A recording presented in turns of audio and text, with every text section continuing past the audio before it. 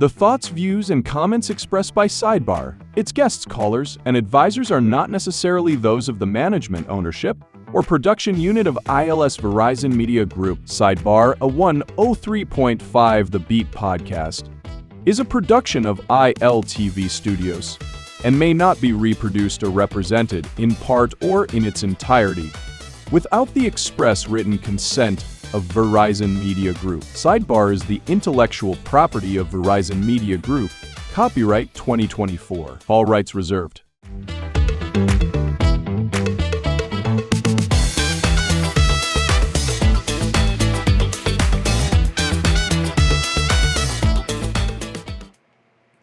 Welcome to Sidebar, 103 The Beat podcast, powered by ILTV. I'm Stephen Hanna. Now, some people have asked me before why I don't make the type of videos that I used to make anymore. And the reason is, it doesn't make sense to make those type of videos anymore. You know what I mean? Like, there is a problem with satire that I did not anticipate. Satire is a wonderful tool for strengthening people who already believe what you believe. But for the people who don't believe what you believe, it does nothing. It won't move them left or right. Now, it may persuade some people who are on the fence, but satire, when it's done really, really well, is so ironic that people who believe what you're saying will be like, that's exactly. See, look how dumb these people is. And then the people who you're supposed to be making fun of, they're like, this guy gets it. And this was a problem for Stephen Colbert, when he did the Colbert Report. He played the part of an extreme conservative for years, and liberals thought that he was mocking conservatives.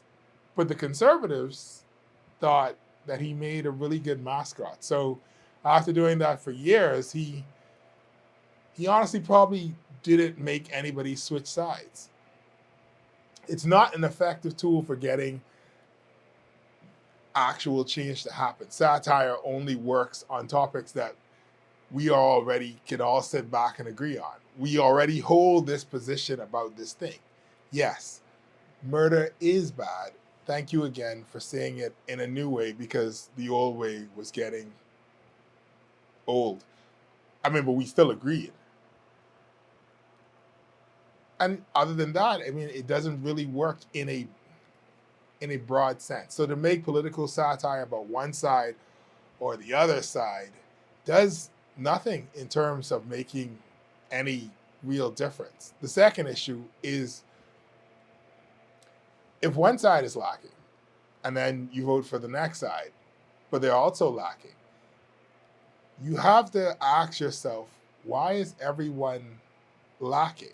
Is there an inherent flaw within the entire country that we cannot produce anyone who doesn't lack? Or is something bigger at play? And it's something bigger at play. There's always something bigger at play.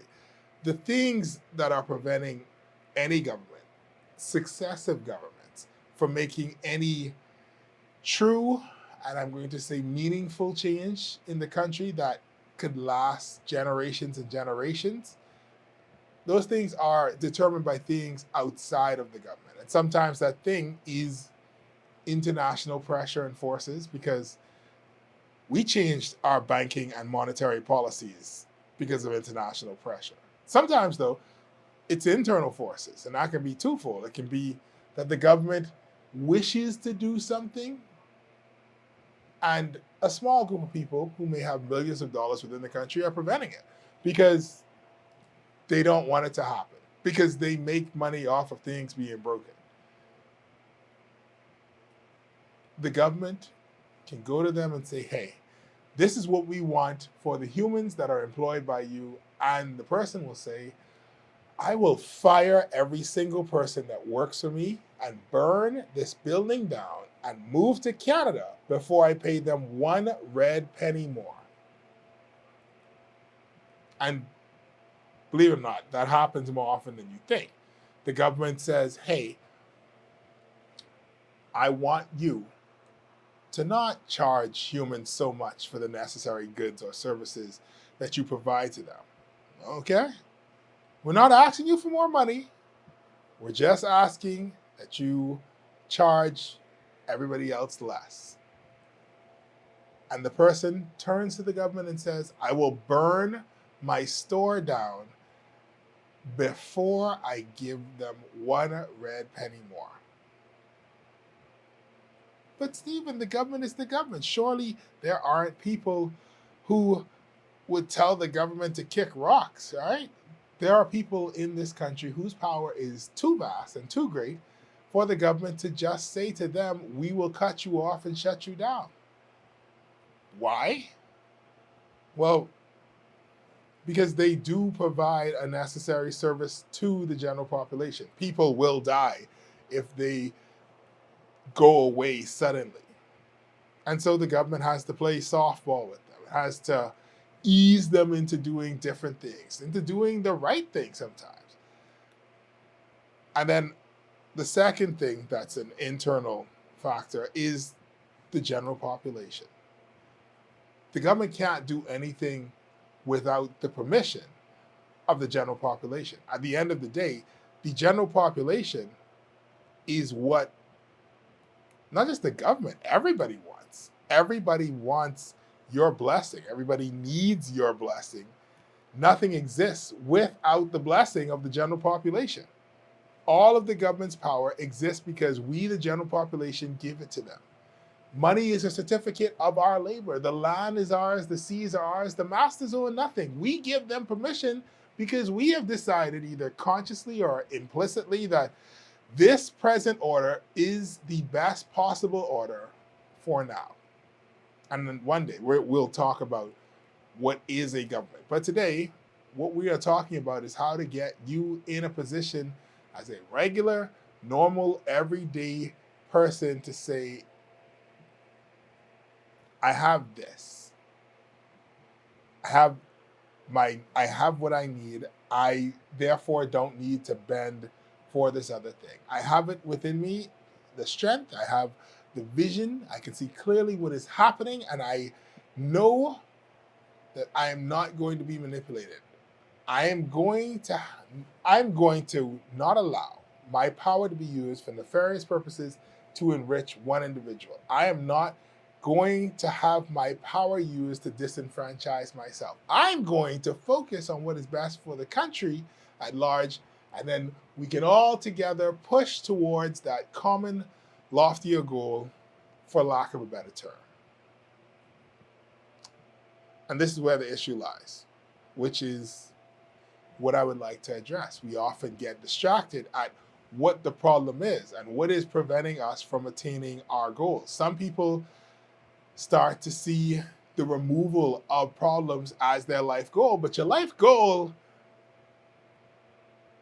it shouldn't be about problems. It should circle around yourself and something positive. Like, I want to write a novel. I want to spend more time with my kids before they grow up. I want to own my own house. Scratch that last one. Everyone should own their own house. It's a basic human need. It should not be considered like a lofty, distant goal. But anyway, what are we distracted by? What are the things that are distracting us and stopping us from seeing who we can be? This is what I would like to speak about today. And I will speak about it plainly, mostly. This is Sidebar 103 to Be podcast, powered by ILTV. I'm Stephen Hanna. We'll be right back.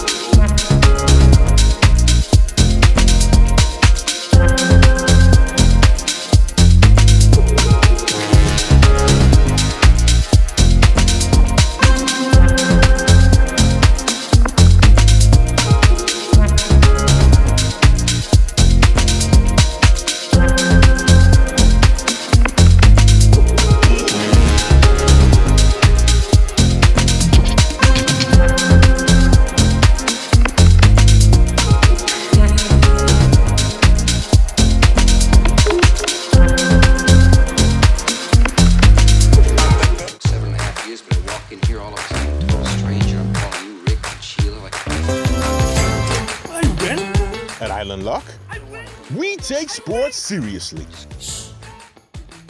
Get ready to experience the thrill of winning anytime and any place. Bet in real time and live the thrill of every play while watching your winnings stack up.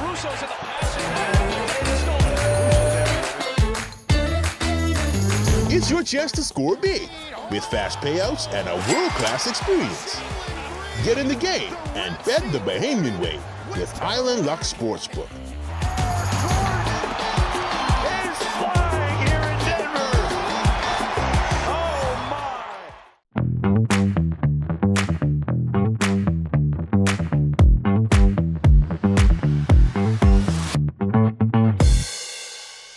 Welcome back to Sidebar, 103 to B podcast powered by ILTV. I'm Stephen Hanna.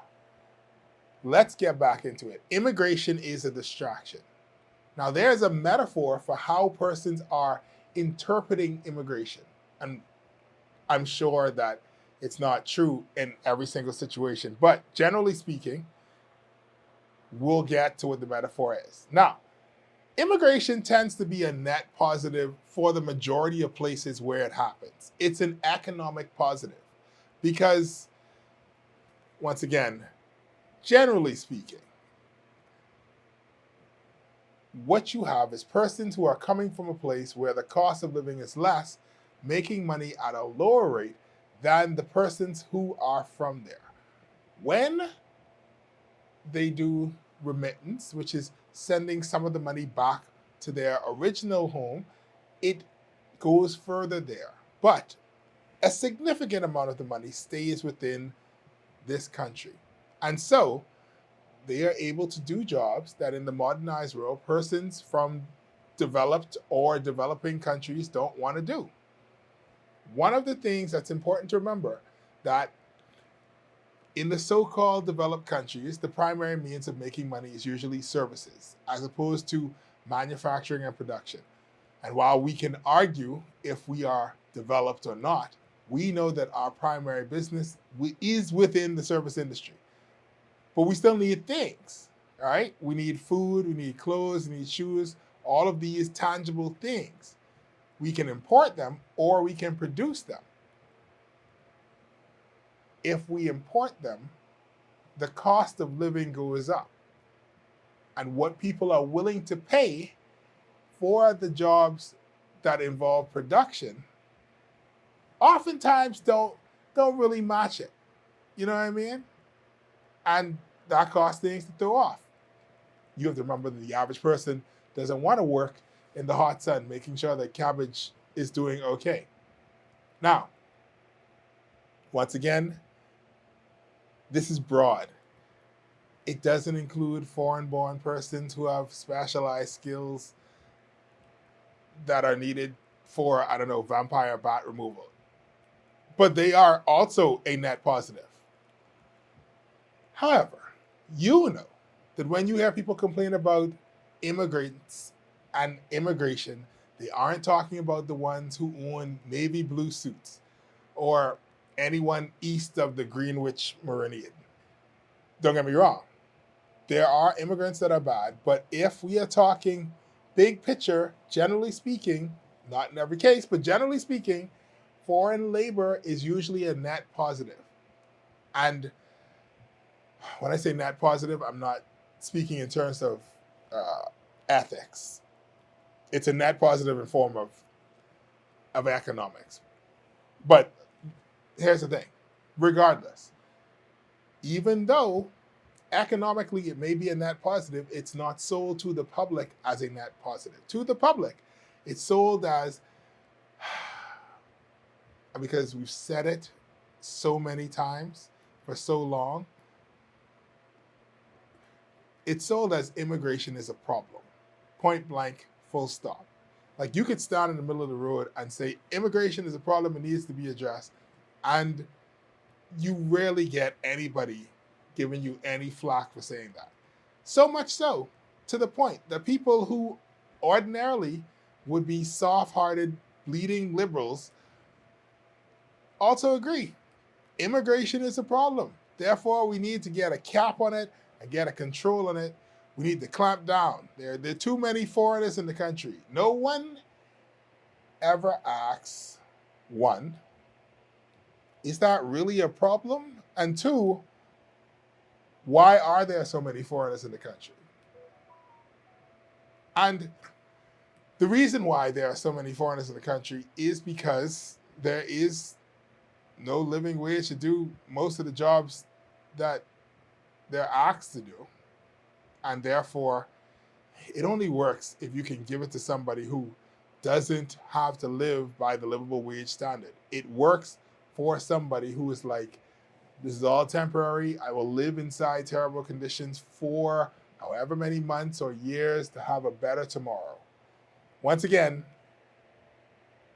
this is a generalization, but we're also not talking about ethics, just pure economics. Some folks will look at people who've had it harder than them and see them saving up and starting over and speaking 3 languages and say, that person is the problem. The couple of dollars that they send out of the country to the South is making our country poorer. But they don't realize that because we don't make anything, everyone else has to send their money north to Jeff Bezos. We will remain in a precarious situation if we import more than we export, if we buy more than we sell. But that's not the problem that we are told. We're told that our problem is immigrants. Everyone agrees that immigration is the problem. All right? We look at immigration as a cancer and we say we must cut it out. You got to deal with it. But here's the problem. Sometimes a mole is just a mole. It's not actually cancer.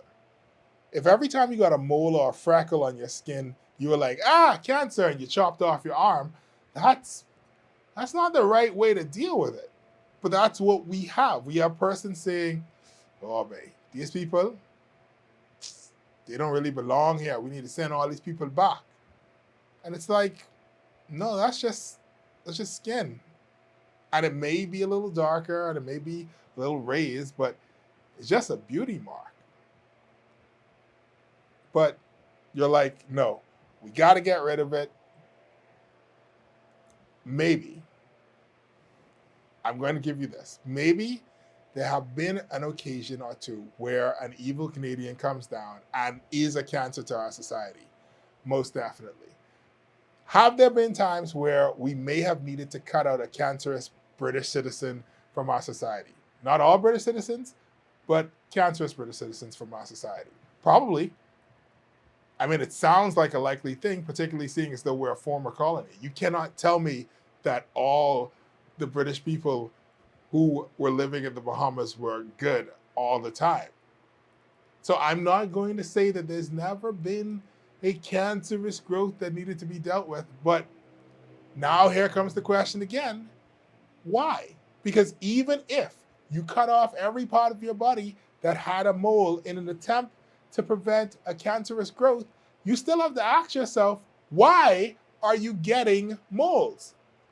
Is it because you're in the sun? Is it because you can't afford sunscreen? Is it because you can't afford a house to shade you from the sun? Is it because the people who are selling you your clothes and your shoes and your food and the plastic containers in every department store in this country that has a warning sticker that says it cannot be stolen in the state of California because it is known to cause reproductive harm and cancer? Maybe. These are all maybes, by the way. But you have to ask yourself the question, why? Why do we have so many moles if moles are the problem? The best way to treat cancer, once again, we're not talking about ethics here. We are just talking broadly. But if this is the problem, and if you think that every mole is cancer and the way that you treat them is to cut off your arm because you have a mole, you'd be wrong. You got to change your diet. You got to wear different clothes when you go outside. You got to wear sunscreen, a hat. Those internal things need to change. And those internal things may be rich people that need to pay their fair share in society. When you go to the hospital and you're like, everybody inside there speaking Asian, And the ones who ain't speaking Asian, speaking Haitian. Okay, cool. I mean, one, a lot of nurses are capable of speaking whatever Filipinos speak. The issue isn't that somebody else is bilingual. The issue is that maybe some people in the country, foreign born and otherwise, may need to contribute as much as the poor people in the country in terms of taxes to the general infrastructure and maintenance of the country so that everyone has access to health care and all of the nurses and doctors can be paid a fair and livable wage. Why would you? This is the side thing, right? Because like a lot of times you hear people saying, oh, we just need to get all the foreigners out, Haitians, all the Haitians out of the hospital, all the Haitians out of school. And my question is, why would you deny anyone access to healthcare and education? Because if somebody's in the country, do you want to be surrounded by dumb, sick people? No. Nobody does, and nobody should want to. That's a problem. It's going to affect you directly if there's a giant part of the population that is dumb and sick. So it's not a question of if they should have access to it. The simple issue is that we need more of it. And the poor people, foreign born and otherwise, are paying their share. When you don't own anything, you get taxed for existing. We pay a tax on food through VAT. We pay a tax for the right to work because no one can convince me otherwise. NIB is a tax. It is so difficult to get money out of it, but the money, it comes out of your salary. But it's so, anyway. The other thing is, if you didn't know, there is a cap on how much money you can give NIB. So it's 4.65% that comes from you, 6.65% from your employer, which should add up to like 11 point something of your income. But let's say you make $7,151 a week, or $343,248 a year. Then you would be obligated only to pay $810 a week because NIB caps how much you can contribute at $810 a week. That's the highest amount that they will take from somebody. So someone who is making six figures will be paying less in terms of percentage than somebody who barely makes five figures, aka the minimum wage. But back to the metaphor. If we want to have an environment where we don't have cancerous growths, which once again, I'm not saying that we do. I still believe it's just skin. But anyway, let's say that we wish that to not be in our existence. You got to use preventative medicine. You need preventative care. Because if you wait until you get a talking tumor on the side of your throat, then it's too late. But also, if you panic every time you see a mole, I mean, you're still too late. I think that moles and freckles are great. I think they add character and apparently increase our GDP and fill gaps in the economy that we either are unable to at this time or have no desire to fix. But if you want a world where there are no moles or freckles, you got to decrease the cost of living, i.e., if you own a sunscreen store or you sell umbrellas or hats, you can make a living without making a killing. You know what I mean? You can make a profit without killing us with it. And secondly, pay people what is a fair and livable wage. That way, the regular patches of skin like me and other folks won't feel like they're in direct competition with other patches of skin that are just shaped differently or shaded differently. But yeah, that's the metaphor. Anyway, this is Sidebar, 103 to B podcast powered by ILTV. I'm Stephen Hanna. We'll be right back.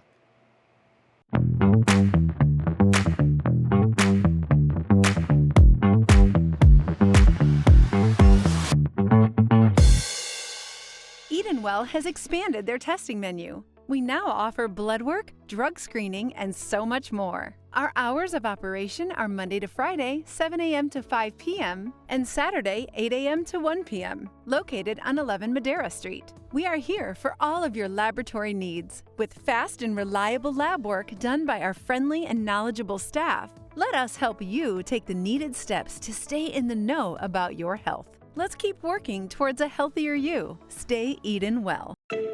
Tired of driving around from place to place just to get your car insured and licensed? Frustrated with the process of being back and forth from your insurance company to road traffic? Well, BMG Insurance Agents and Brokers just made insuring and licensing your motor vehicle as easy as 1, 2, 3. Step 1. Visit us at the Road Traffic Department, Section 1, Thomas A. Robinson Sports Stadium. At our office, you can purchase or renew your insurance or get your vehicle inspected. We at BMG Insurance Agents and Brokers represent major carriers. Step 2. See the professionals at Road Traffic to get your vehicle licensed. Step 3. Enjoy your day. Insure with BMG Insurance Agents and Brokers today, saving you time and money. Your one-stop shop for all of your insurance needs. Great rates, convenient, excellent service. For more information, call us at 322-2221. So you want a space, but not just any space. You need something with a little more potential. So how about 1,000 square feet of room to play with? Superb audio and video production capability, digital LED wall, full lighting grid, and about 124 seats to accommodate a full studio audience with so many other features. Make us your home for your next concert, conference, and so much more. Honestly, the possibilities are endless. Here at ILTV Studios, we'd love to bring your next event to life. So what do you say? Do you want our space?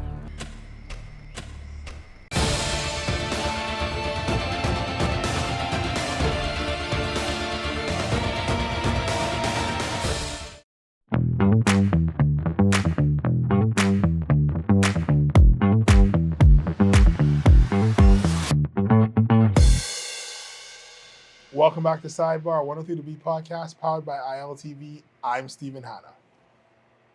You cannot be surprised when the children that we have raised, that we've created, have built on the language that we gave them.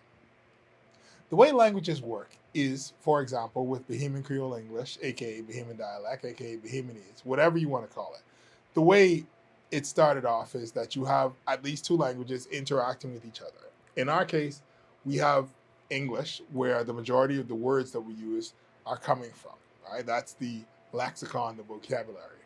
Then you have the West African languages like Iwe and Yoruba.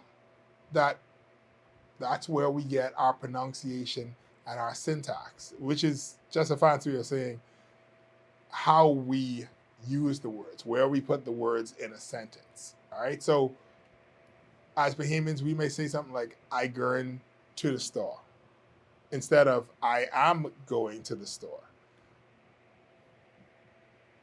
Anyway, we get, if I remember correctly, from the one linguistic class that I had at COB, a pidgin, which some people probably think is a language, but it's not a real language.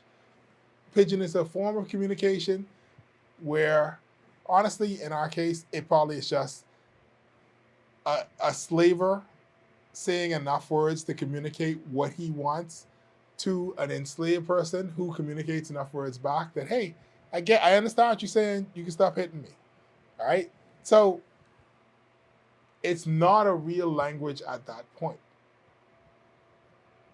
It's not until the second generation when the children build on it, because that's all they know. These are the words that they grew up with. And so they use it in ways that their parents couldn't have used it. They start forming rules about how it works. They become masters of it. They begin to write songs and poems in this tongue because it is their native tongue. This is their actual language. And I submit to you today that this is all happening in the Bahamas with violence. You have children being given the words of violence in small little sprinkles, right? You get a little sprinkling of a punch in your mouth, a little bit of screaming at your child, a little bit of shoving them. Maybe you threaten to kill them. And they don't know that you just saying words because you had a hard day and they are the only person beneath you because you can't scream at your boss or the bus driver. But now they've perfected it. They become adults and they act on the things that you were only saying out of frustration. They have perfected the violence. So you cannot be shocked because they got it from you. You invented the wheel and they turned it into a car. This is how you communicate your authority. This is how you communicate your instructions. And most confusing, after you freak out and you whip them with a belt or you slap them in the food store because you don't know how to use your words to tell your child who is now rubbing the welts trying to not whimper because you told them, an injured child, by the way, if they make any noise, you give them something to cry about. And now, after all of that, in an attempt to appease your own guilt, you tell them that you did it out of love. And so now, in their mind, even if it's not at the forefront, somewhere in their mind, this violence, this abuse, is how we communicate love. Or it is fine to communicate in this way to people that you love. You scream at your child, and now he's screaming at people. Somebody punch him, so now he punching people. And then when he punched somebody stabbed him, so now he starts stabbing people, then somebody starts shooting at him, and now he's dead. We've taught them this language. We've given them the basic words, and they've made poetry. If you want violence to stop, it doesn't matter who you vote for. It don't matter who the politician is who run it, what people saying on TV. The only thing matters is who you grow up. Them same children inside your house, them there, them ones there. That's the only thing you need to worry about dealing with. Also, we need to stop glorifying violence. Also, the children outside of your house, you worry about them as well. But we need to stop glorifying violence in general. Like, I remember when I was a kid, they'd cover our eyes when two people kiss. But you could watch people punching each other head off, getting thrown off of buildings, cowboys shooting each other. All of that is fine. Which kind of means that, like, violence is better than sex. But violence didn't bring anybody into this world. Sex brought everybody into this world, unless you were like a test tube baby. But you are teaching your children a lesson that they cannot unlearn unless they purposefully try to unlearn it. We have failed them in that regard. And then, like, it's not even just like one form of media. We have songs that glorify violence. And I know that some people are going to be like, "Ray, it's just a song. It ain't that big a deal. Music is whatever."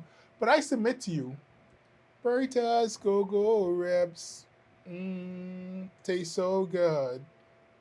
But I ain't see the ad in over 20 years. But it still make my mouth water. And you know what? Maybe I am just more feeble-minded than you. But you cannot tell me that hearing something over and over and over does not have an impact on you, that it doesn't affect you. And then you have violence happening in real life, violence happening in your music, violence happening on your screens. You have all this violence, and we're just consuming it. And then we turn around and surprise when people think that being violent or the most violent person in the room is a cool thing, that it's going to get them praise and recognition. That is the language that we are teaching our children.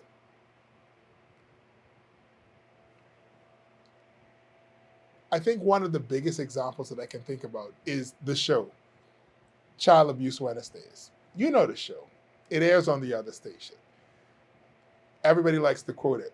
Like when the police officer have the child doing push-ups inside the pool in the puddle or yucking somebody off a bus, right?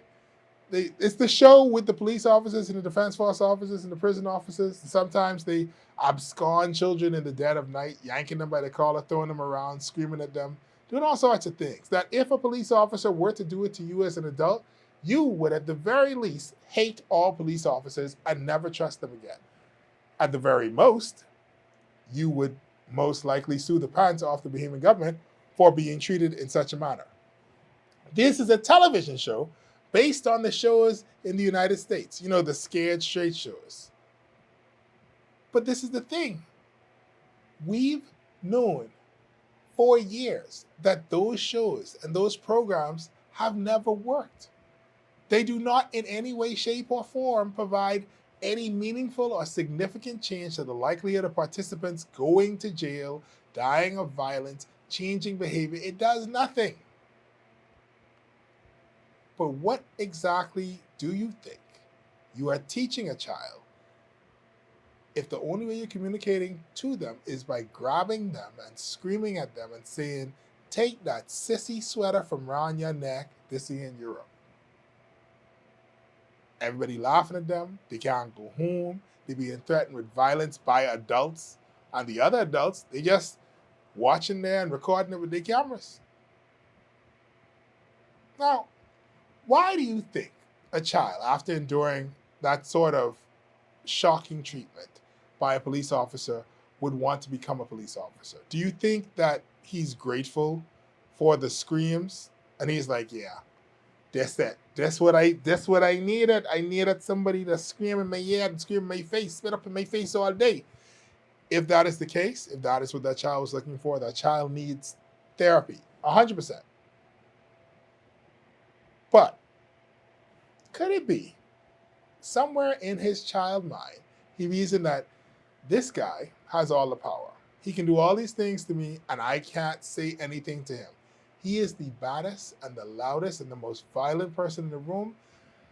And I do not wish to be in the position that I am in right now ever again. I want to be the guy with the power and not the guy being overpowered. The guy with the fists or the stick or the knife or the gun makes the rules.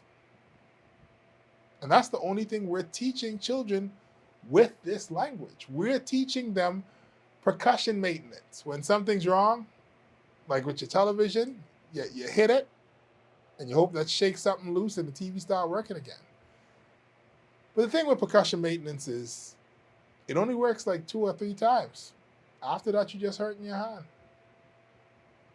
Anyway, this is Sidebar 103 to Beat podcast powered by ILTV. I'm Stephen Hanna. We'll be right back.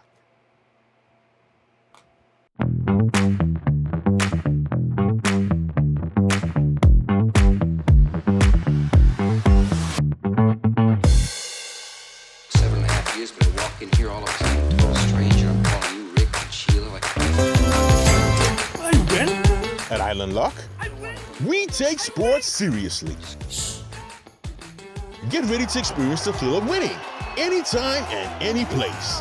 Bet in real time and live the thrill of every play while watching your winnings stack up.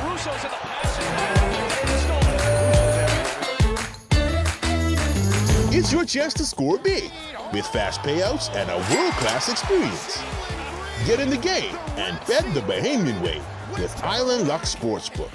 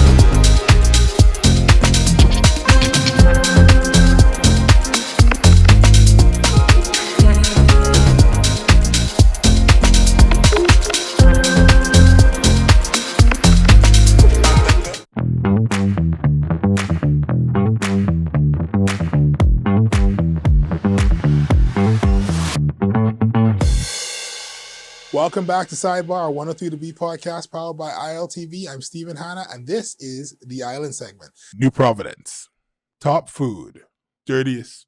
It's dirtiest. Dirtiest is the top one. Top export, nothing. I don't think we have a top export. New Providence is like a collapsing sun. It's dark and it's hot, with a gravitational pull refusing to let go of anything. And the only thing that may escape its orbit are NASA-centric national policies. Is that good? Is that a good one? Top site to visit. Well, New Providence is a small island. It's only 19 by 7 miles. Y'all know locals ain't allowed in the last 3 miles. Only if you wake out there. The best places to visit in New Providence are all of the liberated African settlements. They have the best culture, the best food. They also are what is mostly referred to as the inner city and the number one place to get shot while playing backgammon. So, just don't play any board games while you're there. This has been Sidebar, 103 to B podcast powered by ILTV. I'm Stephen Hanna. True God still.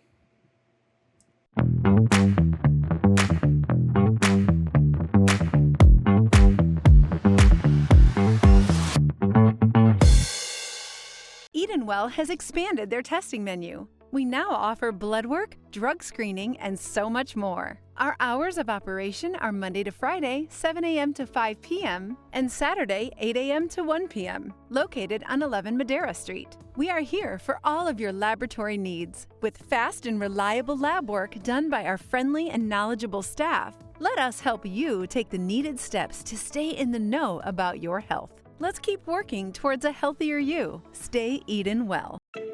Tired of driving around from place to place just to get your car insured and licensed? Frustrated with the process of being back and forth from your insurance company to road traffic? Well, BMG Insurance Agents and Brokers just made insuring and licensing your motor vehicle as easy as 1, 2, 3. Step 1. Visit us at the Road Traffic Department, Section 1, Thomas A. Robinson Sports Stadium. At our office, you can purchase or renew your insurance or get your vehicle inspected. We at BMG Insurance Agents and Brokers represent major carriers. Step 2. See the professionals at Road Traffic to get your vehicle licensed. Step 3. Enjoy your day. Insure with BMG Insurance Agents and Brokers today, saving you time and money. Your one-stop shop for all of your insurance needs. Great rates, convenient, excellent service. For more information, call us at 322-2221. So you want a space, but not just any space. You need something with a little more potential. So how about 1,000 square feet of room to play with? Superb audio and video production capability, digital LED wall, full lighting grid, and about 124 seats to accommodate a full studio audience with so many other features. Make us your home for your next concert, conference, and so much more. Honestly, the possibilities are endless. Here at ILTV Studios, we'd love to bring your next event to life. So what do you say? Do you want our space?